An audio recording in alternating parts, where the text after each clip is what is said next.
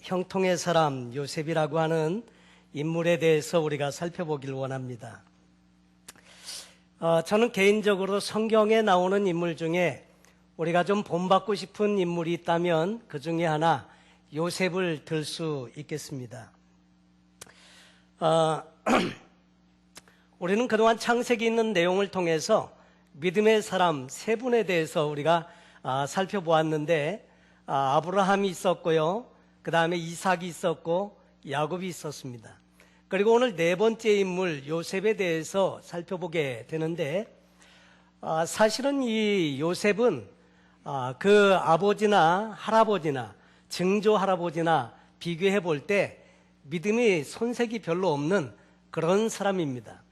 그 위에 선조들이 여러 가지 실수도 있었습니다. 그런데 그럼에도 불구하고 믿음의 조상이 되었는데 저는 개인적으로 요셉의 삶을 볼 때 격려가 되고 또 용기가 되고 또 위로와 감동을 받는 그런 부분들이 있습니다. 왜냐하면 어떻게 그 최악의 상황에서 가장 좋은 것을 만들어낼 수 있었을까? 거기에는 물론 하나님의 은혜도 있었지만 요셉에게 참 본받을 만한 부분이 많이 있는 것을 보게 됩니다.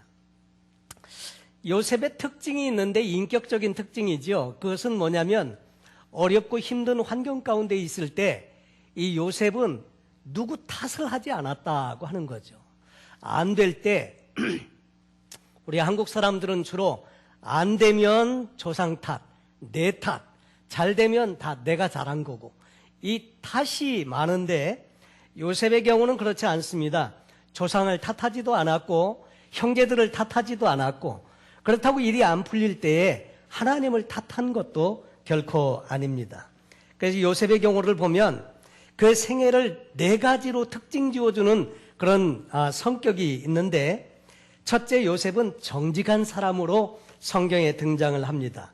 여러분, 우리 시대에도 믿음의 사람들이 꼭 갖춰야 될 인격적인 덕목이 있다고 하면 정직이라고 할 수 있을 겁니다. 신앙은 좋은데 정직은 조금 안 한 것 같다. 여러분, 그게 신앙 좋은 게 아닙니다. 신앙이 좋으면 정직할 수 있어야 하고요. 하나님도 여호와의 산에 오를 자 누구냐? 손이 깨끗한 자, 정직한 자 이렇게 말하지 않습니까? 이 정직의 요소가 참 오래 가는 것입니다. 성공의 비결도 정직하면 손해보는 것 같은데 그렇지 않더라 하는 거죠. 결국은 그런 사람들이 복을 받는 것을 보게 되는데 이 요셉은 정직한 사람이었고요. 두 번째로 우리가 잘 아는 대로 이 요셉은 꿈의 사람이었다 하는 거죠. 우리 신앙생활은 크게 두 가지를 잘해야 된다고 말씀드렸는데 첫째로 잘 배워야 합니다. 하나님 말씀도 잘 배우고요. 신앙생활의 원리도 잘 배우고 어떻게 살아야 되는지도 잘 배워야 하는데 잘 배워야 하는 부분이 있고요. 두 번째는 잘 받아야 하는 부분이 있습니다. 배우는 것은 내가 하는 것입니다. 말씀도 배우고 신앙의 원리도 배우고 배우는 것은 내가 하는 건데 받는 것은 내가 하는 게 아니고요. 하나님이 주셔야 하는 것인데 이것이 우리에게 있어서 비전, 꿈 이런 것들이 바로 하나님께로부터 받아야 되는 것입니다. 여러분, 은혜도 우리는 하나님 앞에 기도하고 하나님 앞에 믿음으로 나아가지만 은혜를 주시는 분은 하나님이시거든요. 이게 잘 받는 게 필요한데 여기는 하나님의 은혜가 필요하다 하는 거죠. 그런데 이 요셉은 꿈의 사람이었고 비전의 사람이었는데 처음에는 그것이 어떻게 이루어질지 전혀 생각도 하지 못했지만 나중엔 그대로 된 그 모습을 우리에게 보여줍니다. 꿈 있는 사람은요, 어렵고 힘들어도 이 꿈 때문에 이겨나갈 수 있고요. 꿈이 있는 사람은 내일의 미래가 있기 때문에 희망을 가질 수 있고 그래서 생동감이 넘치는 삶을 살 수 있다 하는 거죠.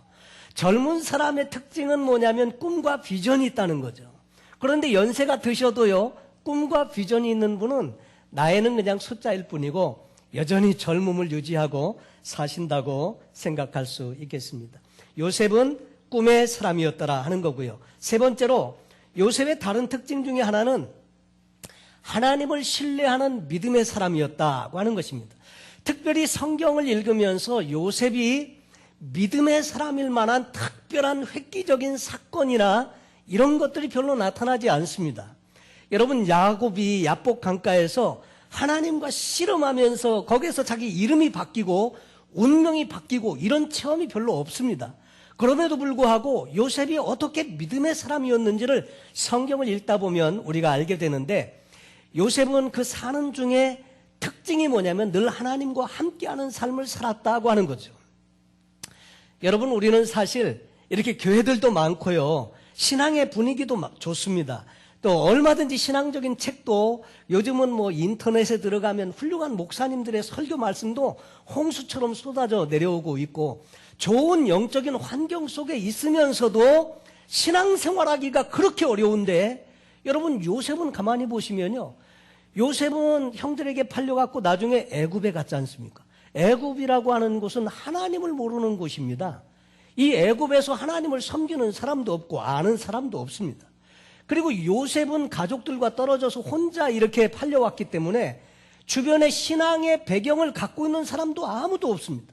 그런 속에서 하나님을 믿는 신앙을 유지하고 간직하고 간다는 게, 여러분, 이게 보통 일이 아닌 겁니다. 어떻게 그 신앙을 간직하고 갈 수가 있었을까? 이게 저의 의문점입니다.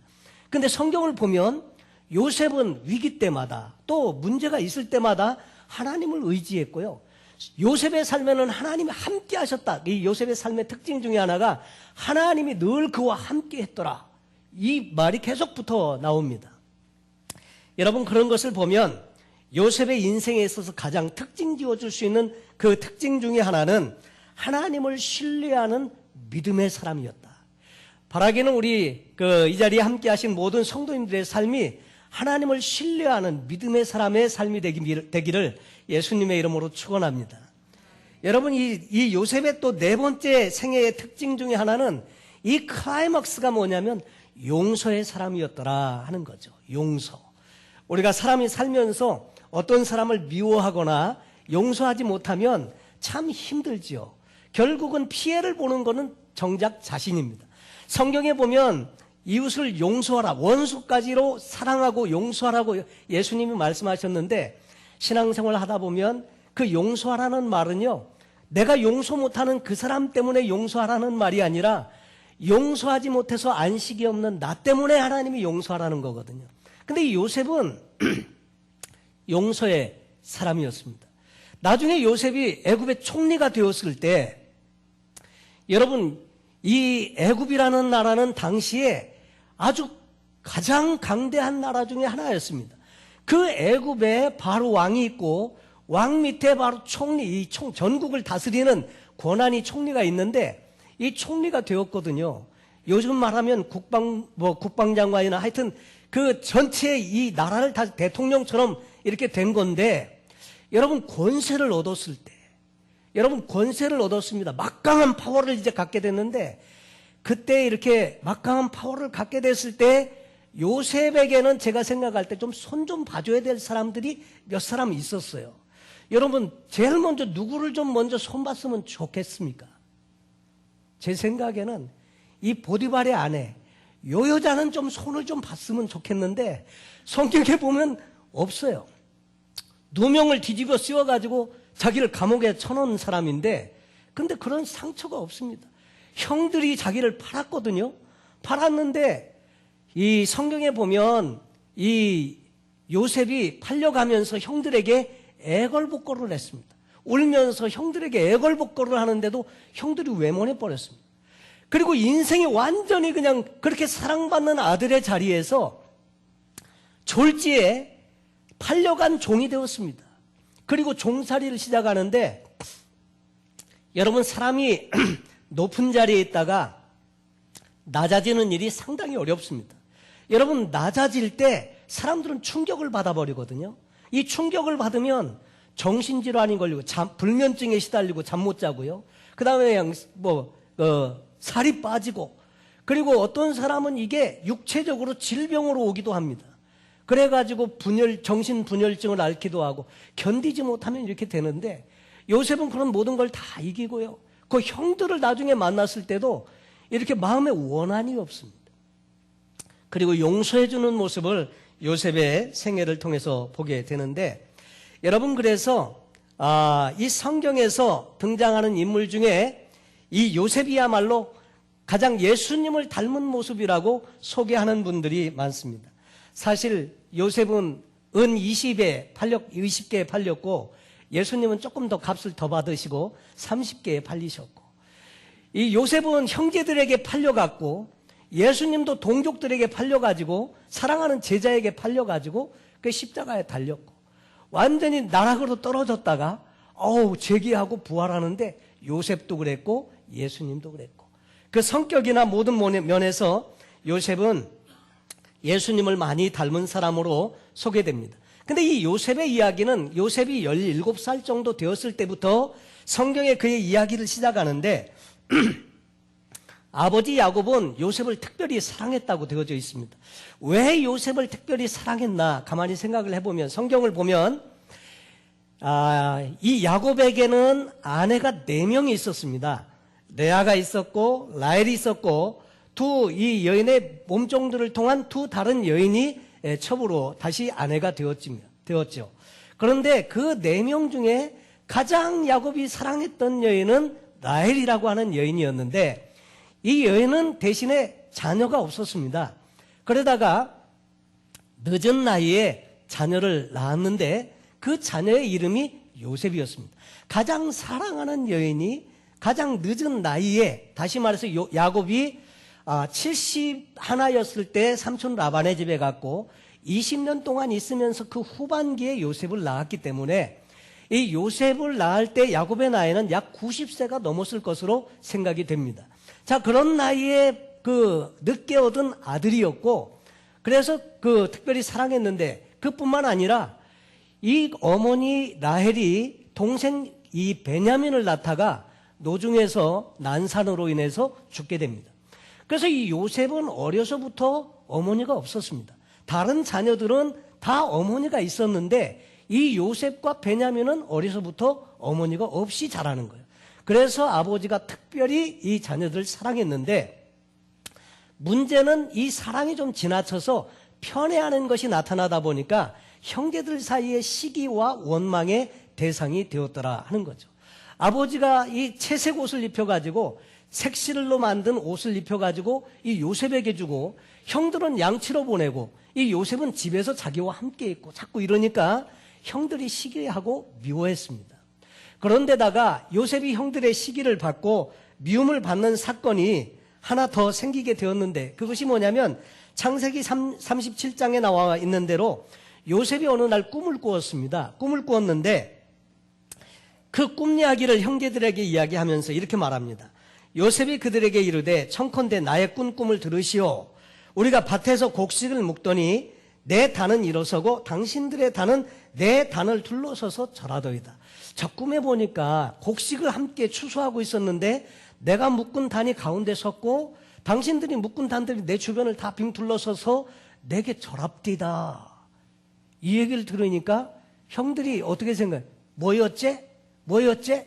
아니 이게 건방지게 그러면 네가 우리의 주인이 되겠냐? 형들이 너한테 절하다니. 그러면서 형들이 기분이 상했습니다. 그리고 더 미워하고 그렇게 되었는데, 요셉이 그것으로 그치지 않고 또 꿈을 꿨다는 거예요. 그러면서 꾼 꿈을 이야기하는데, 내가 참으로 다시 이야기하기를 꿈 이야기 부영이한테 하는데, 그 꿈 이야기는 해와 달과 11별이 내게 절을 합디다. 근데 이때는 형제들만 화가 난 게 아니고요, 아버지 야곱도 화가 났습니다. 아니, 아버지가 하는 말이 너의 꾼 꿈이 무엇이냐? 나와 내 모와 내 형제들이 참으로 가서 땅에 엎드려 내게 절하겠느냐? 아니, 해와 달 그러면 아버지와 어머니고 11별은 형제들인데, 그러면 나도 네 어머니들도 네 형제들이 가서 너한테 절하겠냐? 그러면서 야곱도 화를 냈습니다. 근데 형제들은 시기했고 야곱은 그 이야기를 듣고 기억에 넣어두었더라, 이렇게 되어져 있죠. 어쨌든 이 꿈 이야기로 인해서 더 미움을 받게 되었습니다. 어떤 때 그 형제들이 세겜이라고 하는 곳에 양을 치러 갔는데 아버지가 요셉을 그리로 보냅니다. 잘 있는지. 여러분 기억하십니까? 이 세겜이 어떤 곳인지? 야곱의 그 딸 디나가 강간당했고 그 레위와 시므온이 칼을 차고 나가갖고 하몰과 그 아들 세겜을 죽이고, 그리고 디나를 데려오고 그 성중에서 사람들을 죽이고 재산을 노략질하고 이랬던 곳이 세겜입니다. 그래갖고 거기서 후환이 두려워서 도망치듯이 베들로 왔던 곳이 세겜인데 지금 거기서 양치고 있으니까 안부가 궁금해서 요셉을 보냈습니다. 근데 요셉이 그 형들에게 갔을 때 그 형들이 요셉을 보면서 이렇게 말합니다. 아직 오지 않았는데 저기 오는데 보니까 요셉이 오고 있거든요. 그때 형제들이 말하기를 이렇게 말합니다. 그들이 요셉을 멀리서 보고 죽이기를 꾀하여 서로 이르되. 여러분, 형제 간에 얼마나 사이가 좋지 않았으면 동생이 오는데 죽이려고 했다고 하는 거죠. 그러면서 꿈꾸는 자가 오는도다. 한국말 성경은 좋게 말로 표현해서 저기 꿈꾸는 자가 오는도다 이렇게 됐지만 이 말은 좋은 의도로 한 말이 아니라 이런 말입니다. 저거 꿈쟁이 오네. 예, 꿈쟁이. 예. 제 꿈쟁이 쟤 오는데 그러면서 하는 말이 자 그를 죽여서 한 구덩이에 던지고 우리가 말하기를 악한 짐승이 그를 잡아먹었다 하자. 그 꿈이 어떻게 되는 것을 우리가 볼 것이니라 하는지라. 저 쟤를 죽이면 어떻게 그 꿈이 이루어지는지 한번 보자. 그래도 그게 되겠냐. 그러면서 형들이 죽일 생각을 합니다. 그러나 다 죽이려고 했던 것은 아니죠. 루벤이 우리가 그 동생을 죽인들 무슨 유익이 있냐. 그러지 말자. 저 우물에 쳐놓고 좀 혼 좀 내주고 그리고 꺼내주자. 그래 놓고 나중에 이제 자기가 이제 꺼내서 아버지한테 보내려고 했는데 근데 이 루벤이 맏형이 없는 사이에 그 형제들이 식사를 하고 있는데 보니까 거기 이스마엘 족속들이 이제 약대를 이끌고 향품을 담은 그런 것들을 애굽에 팔기 위해서 애굽으로 가는 행렬을 보게 됩니다. 그때 유다가 말하기를 우리가 동생을 죽인들 무슨 유익이 있겠냐. 우리가 차라리 저 상인에게 팔자. 종으로 팔자. 그래갖고 형제들이 가만히 생각해 보니까 사실 죽이는 것보다는 나을 것 같아. 그래서 자기 형제의 동생을 죽이지 못하고 그래서 팔았습니다. 파는데 끌려가면서 이 요셉이 그렇게 애걸복걸을 했다는 거죠. 여러분 사실 이 황당한 경우를 당했을 때 요셉이 얼마나 정신적으로 충격을 받았을까 이런 생각을 하게 됩니다. 그래서 이제 그 요셉을 팔아버리고 형제들이 그 요셉의 옷 채석옷에다가 양을 죽여가지고 피를 묻혀서 집에 가지고 가서 아버지에게 보이면서 이렇게 말합니다. 이거 혹시 아버지 아들 그 요셉 거 아닙니까? 물어봤더니 아버지가 딱 보니까 요셉 거 맞는 거예요. 그러면서 슬피 울면서 짐승들이 와서 이 요셉을 죽였나 보다. 그러면서 위로받기를 거절합니다. 여러분 집안 분위기가 완전 초상집입니다. 아버지가 그러고 있으니까 자식들은 알거든요. 자기들이 다 아버지를 속이고 저지른 일이기 때문에 자기들끼리도 말을 못하고 침묵하고 있습니다. 집안 분위기가 엉망입니다. 그렇게 해서 지내고 있게 되었는데 여러분 이 요셉은 이제 팔려갔는데 애굽에서 시위대장 보디발의 집에 팔려갔다고 하는 거죠. 근데 이 성경의 내용을 보면서 여러 가지 상황이 일어나게 되는데 참 희한한 우연의 일치 같은데 그게 이상하게 잘 물려 들어가는 부분이 있는 겁니다. 그래서 그 질문들 중에 하나는 뭐냐면 왜 형제들이 요셉을 죽이지 않고 웅덩이에 집어넣었는가 하는 것이고요. 둘째는 왜 바로 그 시간에 미디안 상인들이 그곳을 지나갔을까 하는 거고 왜 갑자기 그 유다 상인들을 보면서 그 미디안 상인들을 보면서 요셉을 팔 생각을 유다가 하게 되었을까? 그리고 이 유다의 생각대로 요셉을 팔았는데 이 요셉이 왜 하필 보디발의 집에 팔려갔을까? 우리는 그것을 우연이라고 말합니다. 그냥 그렇게 어쩌다가 된 일 같이 생각되기가 쉬운데 성경을 자세히 보면요. 이게 우연이 아니라는 것을 알게 됩니다. 하나님의 개입이 있고 하나님의 간섭이 있고 하나님의 섭리가 있더라 하는 거죠. 여러분 우리 역사는 우리가 잘 알지 못하지만 그 역사 속에는 하나님의 간섭이 있는데 요셉의 인생의 역사에도 하나님의 간섭이 있는 것을 보게 됩니다. 여러분 우리의 삶에도 때때로 왜 그런 일이 일어났는지 왜 그런 일이 내 삶에 생기는지 잘 이해 못할 때도 있습니다. 그런데 하나님은 우연히 일하시지 않는다고 하는 것이고요. 우리를 위한 좋은 계획이 있으시다고 하는 것입니다. 여러분, 우리도 때때로 고난을 겪을 때 해답이 없을 때가 있습니다. 근데 그 해답은 나중에 하나님께로 가야 그 해답을 얻을 수 있게 되는데 요셉의 경우가 그랬더라 하는 거죠. 자, 그런데 요셉이 그 보디발의 집에 팔려갔는데 성경에 보면 특이한 문구가 계속 이 요셉의 생애에 등장을 하는데 여호와께서 요셉과 함께 하심으로 그가 형통한 자가 되어 그 주인 애굽 사람의 집에 있으니 그랬습니다. 여러분, 성경에 보니까 그가 형통한 자가 될 수 있는 비결이 있는데 그것은 여호와께서 요셉과 함께 하심으로 라는 말이 그 형통의 비결입니다. 요셉은 하는 일마다 잘 됐고요. 다 형통했습니다. 그 주인 보디발이 보니까 요셉이 하는 일은 다 잘 되는 거예요. 그리고 좋은 결실이 자꾸 맺히니까 나중에는 요셉으로 하여금 가정의 모든 살림을 맡아 할 수 있도록 총무로 삼게 됩니다.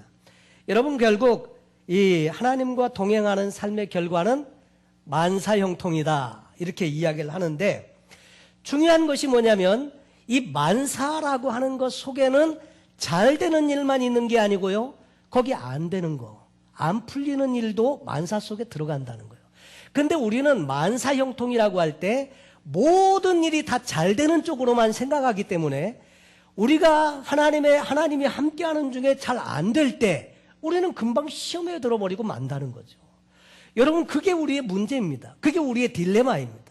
하나님이 함께 하시면 다 잘 돼야 되는데 안 되는 일이 있다는 거예요. 근데 그게 왜 형통이냐? 여러분, 그게 이제 요셉의 경우도 마찬가지인데 요셉의 경우 형통하면 잘 돼야 되지 않습니까? 형통하면 잘 풀려야 되지 않습니까? 하나님이 요셉과 함께 하시는데 왜 종으로 팔려오며 왜 종살이하고 있습니까?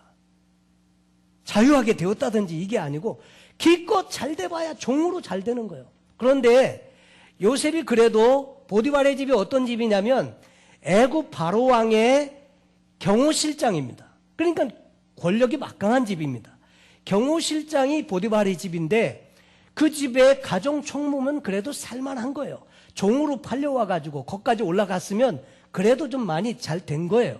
그래서 살만한데 문제는 그 보디발의 아내가 가만히 보니까 이 요셉이 보니까 참 사람이 괜찮아. 매력적이에요. 젊고요. 여러분, 지혜가 뛰어나고 성경에 보니까 그 모양이 준수했더라 그랬거든요. 보니까 건장한 청년에다가 사람이 신실하고요. 그 하는 일마다 다 보면 진짜 이렇게 보니까 마음이 쏙 끌리는 거예요. 그래가지고 이 보디발의 아내가 이 요셉을 유혹하기 시작합니다. 그래갖고 나하고 같이 동침하자 이거예요. 여러분, 세상에서의 사람들의 사는 모습을 그 보디발의 아내를 통해서 보게 되는데 여러분, 이 요셉은 이 보디발의 아내의 유혹을 뿌리치기가 상당히 어려웠을 것으로 생각이 됩니다. 왜냐하면 이때 요셉의 나이는 20대 중반입니다. 17살에 팔려와가지고 거기 종살이 하면서 20대 중반, 그러니까 바로왕 앞에 가서 이제 총리가 될 때의 나이가 그가 30세고 그 다음에 술 맡은 관원장의 꿈을 해몽해 줄 때가 그 2년 전의 일이고 그리고 그 감옥에 가기 전이니까 적어도 28살 그 이전의 이야기입니다. 감옥에서도 몇 년 동안 감옥살이를 했다고 치면 20대 중반에 아주 혈기왕성하고 가장 청년의 정욕이 강한 그때인데 동침하자고 하는데 요셉이 그 유혹을 단호하게 거부하는 모습을 보게 됩니다. 요셉이 거절하면서 이렇게 말합니다. 자기 주인의 처에게 말하기를 나의 주인이 가중 재반 소유를 간섭지 아니하고 다 내 손에 위임하였으니 이 집에는 나보다 큰 이가 없으며 주인이 아무것도 내게 금하지 아니하였어도 금한 것은 당신뿐이니 당신은 자기 아내임이라. 그런즉 내가 어찌 이 큰 악을 행하여 하나님께 득죄하리까? 이 요셉이 지금 단호하게 유혹을 뿌리치는 이유가 뭐냐면 보디발이 주인이 자기를 그렇게 신뢰하고 있고 모든 가정의 재반 업무를 이렇게 맡길 만큼 나를 신뢰하고 있는데 나를 신뢰하는 그 사람에게 내가 해끼치고 그 사람을 배신하고 싶지 않다는 것입니다. 그리고 이 그 모든 재반 모든 것들을 다 맡겼지만 금한 것이 하나 있는데 그것은 당신밖에 금한 것이 없는데 당신은 바로 보디발의 주인의 아내이기 때문입니다. 여러분 선악과는요 따먹으면 안 되는 거예요. 인류가 아담과 하와가 선악과를 보았을 때 이것을 하나님은 왜 주셨느냐면 하나님은 창조자시고 우리는 피조물이고 이거 따먹으면 안 된다는 거예요. 근데 보디발은 주인이고 여러분 요셉은 종입니다. 이것을 구분하는 시금석이 뭡니까? 이 보디발의 아내인 겁니다. 이 요셉은 그래서 거부하는 겁니다. 그리고 특별한 것 중에 하나는 내가 어찌 이 큰 악을 행하여 하나님께 득죄하리이까. 여러분 죄 짓는 사람의 심성은 뭐냐면 하나님이 안 본다는 생각이 있습니다. 근데 여러분 하나님이 보시거든요. 하나님이 보십니다. 그러니까 이 요셉은 말하기를 내가 어찌 이 큰 악을 행하여 하나님께 득죄하리이까. 하나님은 거기서 요셉 혼자만 있는데도 이 요셉은 하나님을 늘 기억하면서 살고 있었다고 하는 거죠. 그래서 요셉의 반응은 한마디로 단호한 거절이었습니다. 여러분 유혹을 물리치는 죄의 첫 번째 이름은 유혹인데 유혹을 물리치는 첫 번째 우리에게 주신 하나님의 주신 방법이 뭐냐면 거부하는 거예요. 거절하는 겁니다. 그래서 죄질 생각이 가인에게 있을 때 하나님께서 그렇게 말씀하시지 않습니까? 죄의 소원은 내게 있으나 너는 죄를 다스려라. 거절하라는 거거든요. 근데 이 요셉은 단호하게 거절을 합니다. 그랬는데 이 여인이 포기하지를 않아요. 그리고 계속 유혹을 하는 겁니다. 자꾸 강도가 세지는데 어느 날 가정 총무의 일을 하기 위해서 집에 들어갔더니 사람들이 아무도 없고 그 보디발의 아내만 있는 거예요. 보디발의 아내가 자기를 붙들고 자기와 같이 동침하자고 요청을 하니까 만류해도 안 되고 하니까 옷에 벗어놓고 도망을 쳤는데 도망치는 요셉을 보면서 이 여인이 갑자기 연모하는 마음이 증오하는 마음으로 확 바뀌고 오히려 요셉을 해롭게 하기 위해서 막 고함을 지르면서 사람을 부릅니다. 저기 도망가는 요셉을 봐라 말이지. 저 히브리인이 우리 집에 들어와 가지고 우리를 희롱하는도다. 나를 겁탈하려고 했다. 봐라 여기 옷이 있지 않냐. 그러면서 막 이야기하니까 여러분 뭐 아무 상황을 모르는 사람들이 그 얘기를 듣고 요셉을 딱 보면 어때요? 그놈이 나쁜 놈이에요. 진짜 그 증거물이 있거든. 옷 벗어놓고 도망갔단 말이에요. 여러분 그래가지고 요셉은 감옥에 그 즉시로 감옥으로 가게 됩니다. 근데 이 보디발의 집에 감옥이 있었는데 이 감옥으로 들어갔는데 여러분 생각을 해보십시오. 너무너무 억울하지 않습니까? 막 하소연하고 그렇지 않겠다고 했을 텐데 그런데 보면 요셉은 아무 말이 없습니다. 근데 그 보디발도 의아스럽게 생각을 했을 것 같아요. 성경의 정황을 보면은 그 히브리 종이 자기 아내를 겁탈하려고 했다 그러면 종은 죽여도 돼. 그냥 보디발 같으면 시위대장 아닙니까? 단칼에 그냥 죽여버리는 안 죽였어요. 그러니까 좀 뭔가 미심쩍다 생각은 했겠죠. 그래서 안 죽였어요. 그리고 감옥에 집어넣었는데 그 감옥에서 그래서 이제 감옥에 들어가면서 감옥 생활이 시작이 됩니다. 여러분 이때도 마찬가지. 하나님이 함께 하시고 그래서 감옥에 보니까 하나님이 함께 하셔서 감옥에서도 형통했더라. 감옥에서 형통해갖고 기껏 한 게 뭡니까? 거기서 재반 업무 키 맡아가지고 감옥에 있는 사람들 섬기는 거. 여러분 형통했으면 감옥에 들어가질 말아야지. 어떻게 형통했는데 감옥에 들어갑니까? 이게 좀 말이 안 맞는다고 생각 안 됩니까? 난 그 말이 안 맞더라고요. 근데 가만히 보니까 이게 역시 하나님이 하시는 일인데 요셉도 그때는 몰랐다는 거죠.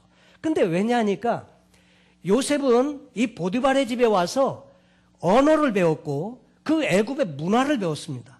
그리고 이 보디발의 감옥에 가기 전에 총무로 일하면서 경제를 배웠습니다. 그리고 감옥에 들어가서 정치를 배운 거예요. 이 감옥은 정치범 수용소입니다. 그래서 거기에서 이 감옥은 좀 특별한 감옥인데 거기에 있는 동안에 술 맡은 관원장과 떡 맡은 관원장을 만나는데 둘 다 꿈을 꾸었어요. 꿈을 꾸었는데 그 꿈에 해몽을 못하는 겁니다. 희한한데 뭔가 뜻이 있는 것 같은데 모르는 거예요. 그래서 질문을 했더니 술 맡은 관원장이 내가 꿈을 꾸었는데 포도나무에서 새 줄기가 나오더니 포도가 열매가 맺히고 참 탐스럽게 열렸더라.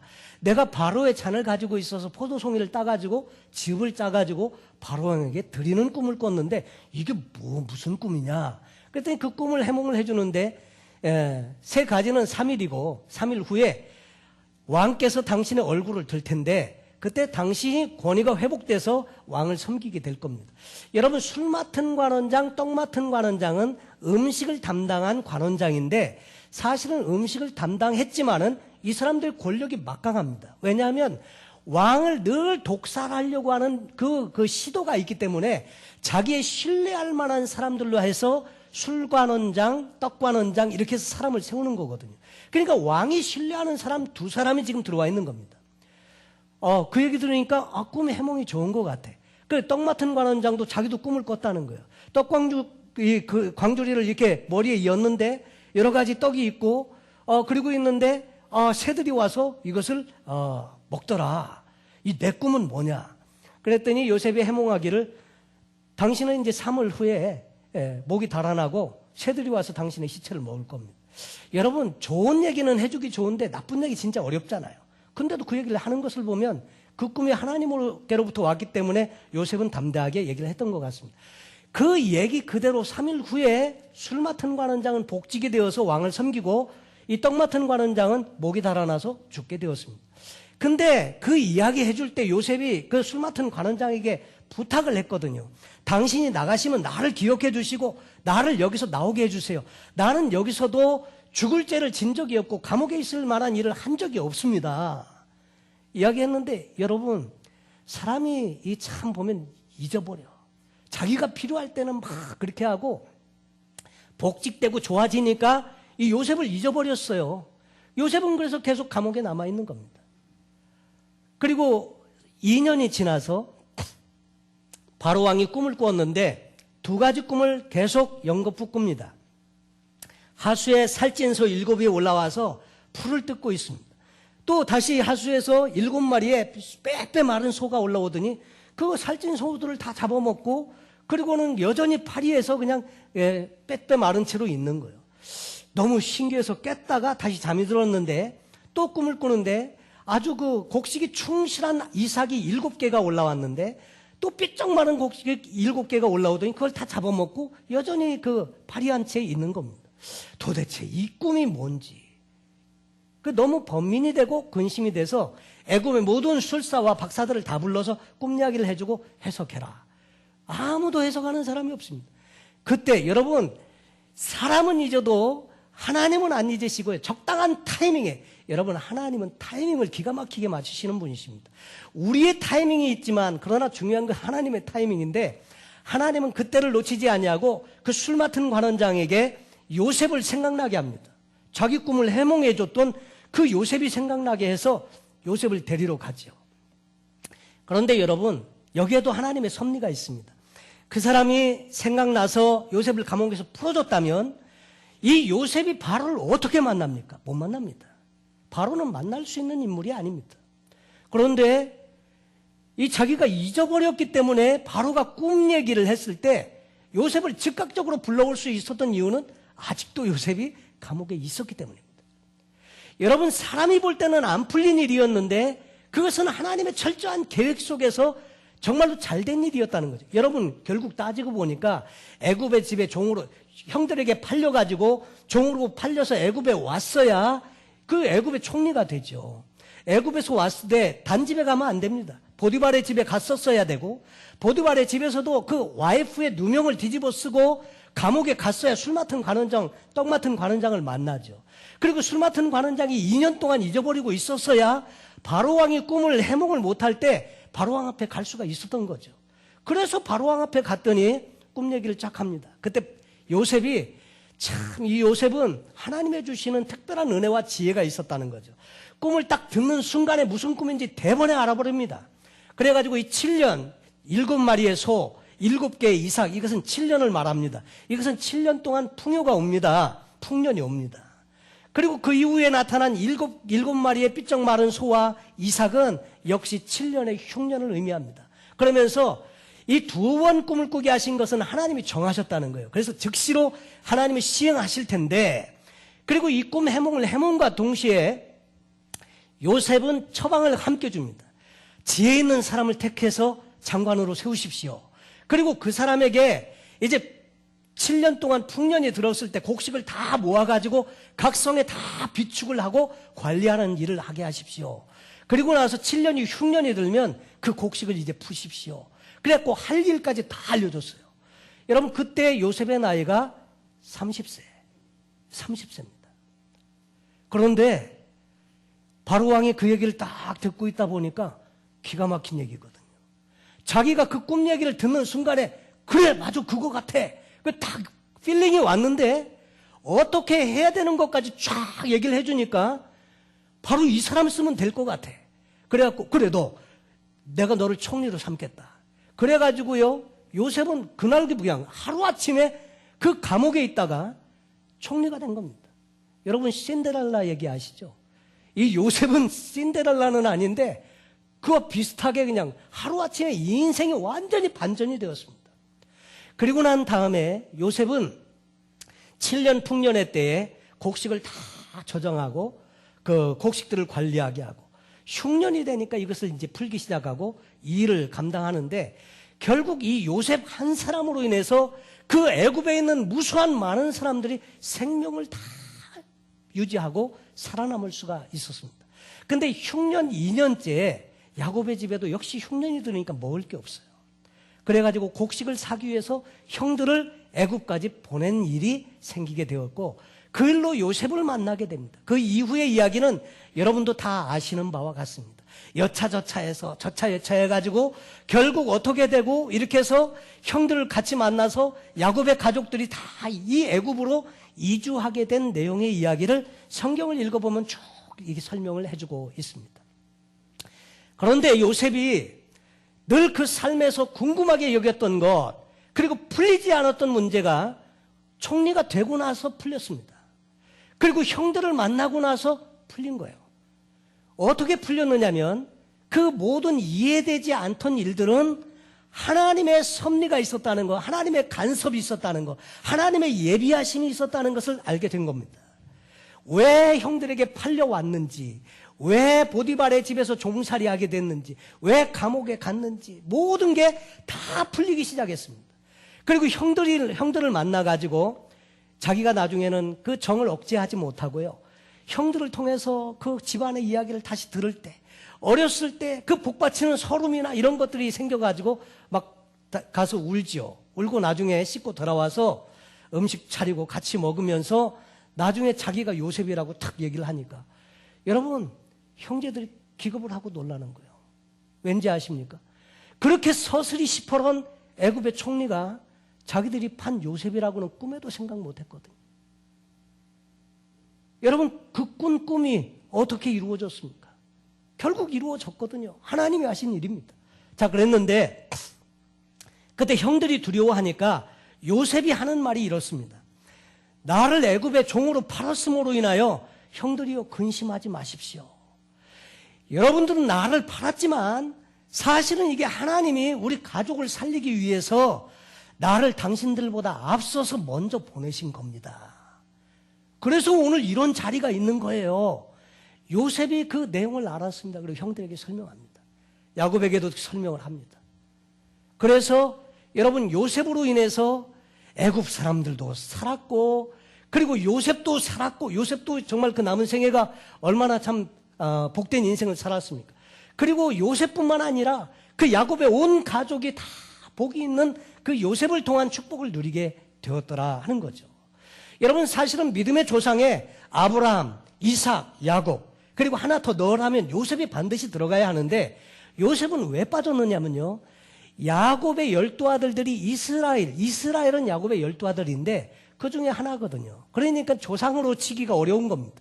그래서 형통한 사람 요셉으로 설명은 되어져 있지만 야곱까지, 그래서 아브라함과 이삭과 야곱의 하나님, 이렇게 말하게 된 것입니다.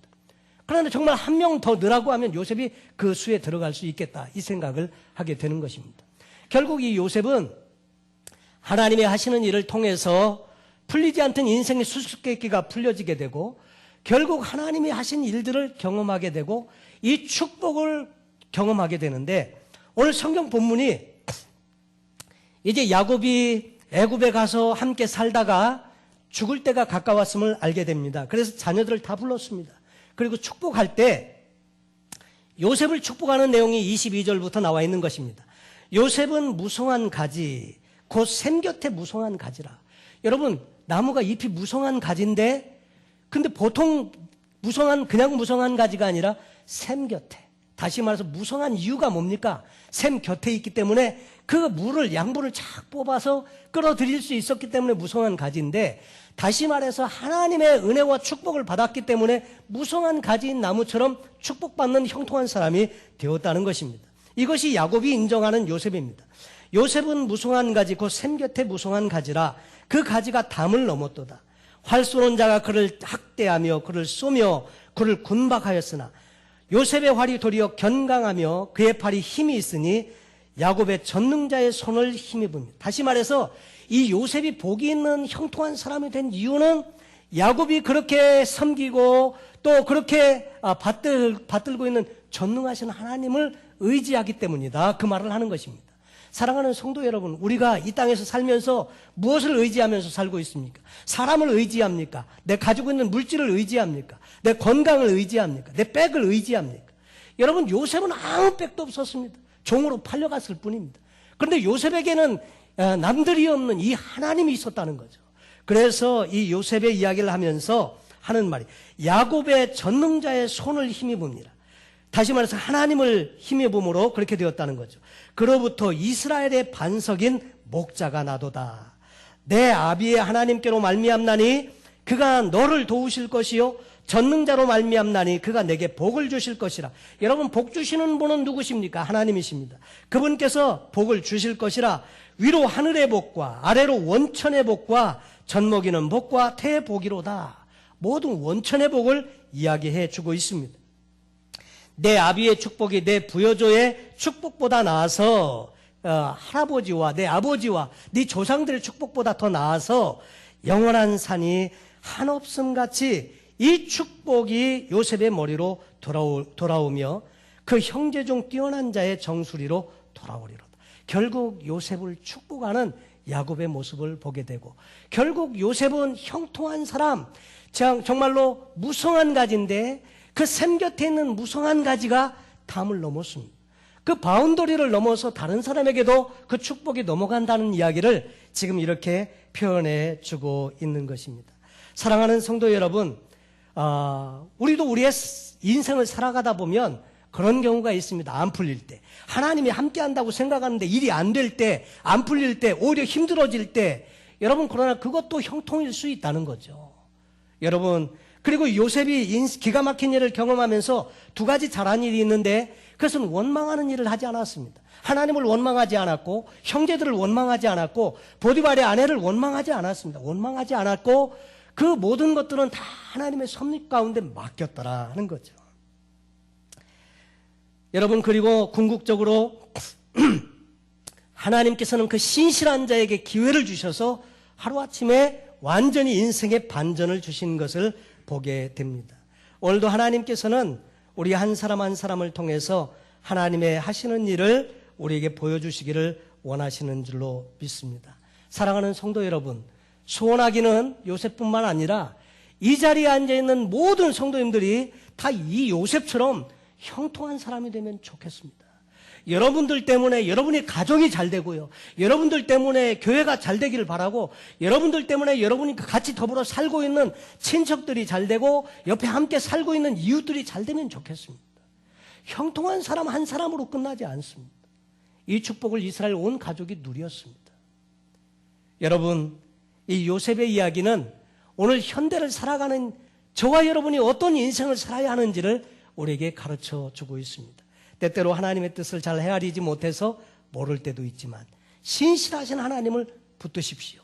아무도 없고 아무도 하나님을 아는 분도 없고 그 아무런 신앙적인 환경이 아닌데도 요셉은 이 하나님을 붙들고 결국 복의 사람이 되었듯이 여러분 환경과 처지가 어떻든지 이 하나님 붙드시길 바랍니다. 형통의 비결은 다른 데 있지 아니하고 하나님이 함께 하시면 그것이 형통의 비결인 줄로 믿습니다. 이 하나님 의지하시고 정말 저와 여러분도 형통의 사람 돼서 정말 많은 사람들에게 유익을 주시는 복되신 여러분의 남은 생애가 다 되시기를 예수님의 이름으로 축원합니다. 기도하겠습니다. 하나님 아버지, 오늘 요셉의 이야기를 통해서 오늘 우리의 삶을 조명해 봅니다. 우리의 삶에도 여전히 힘들고 어려운 일들이 있지만 신실하신 하나님 일하시고 역사하셔서 정말 하나님의 하시는 일로 인해서 우리도 요셉과 같이 복의 통로가 되게 하시고 은혜의 통로가 되게 하여 주옵소서. 감사하며 예수님의 이름으로 기도하옵나이다. 아멘.